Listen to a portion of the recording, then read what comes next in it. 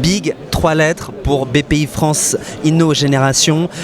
Big, c'est aussi des rêves et c'est aussi des fonds, surtout pour pouvoir accélérer et grandir. Benjamin Benaroche, vous êtes cofondateur de Delertech et Delertech a levé au mois de mars 13 millions d'euros. Vous faites des drones civils, c'est ça ? C'est ça, donc on fait des drones pour des applications professionnelles, donc dans les infrastructures, dans la construction et dans l'agriculture. Alors ça fait maintenant 2 mois que vous avez levé 13 millions d'euros. Comment est-ce que ça se passe ? Parce qu'on change tout de suite de dimension du jour au lendemain. Ouais, comment vous l'avez vécu ça ? C'est une nouvelle étape mais qui se crée, donc on grossit.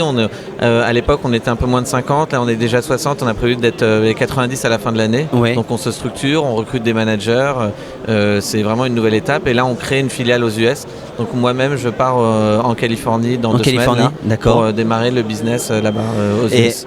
Et comment vous l'appréhendez ce moment-là de changer d'endroit, même si bon, j'imagine que vous connaissez un peu la Californie et oui, tout ça, oui, mais on connaît quand même.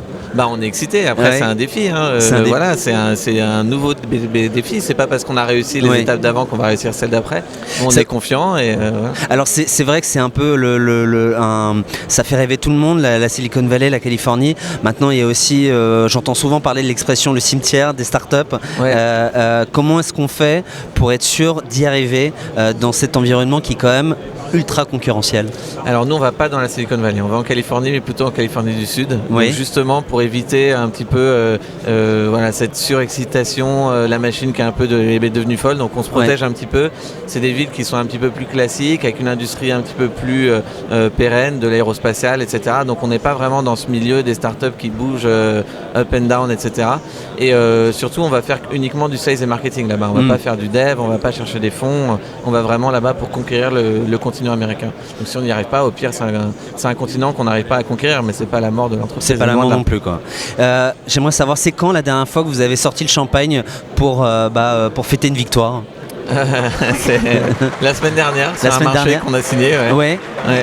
Super. Un beau marché qu'on a signé. Et ça s'est traduit comment? Vous étiez tous ensemble? Quoique, non, samedi soir, on a fêté mon départ en Californie. Il y a eu aussi beaucoup de champagne. Donc les employés étaient bizarrement assez contents que je m'en aille en Californie. Non, je plaisante.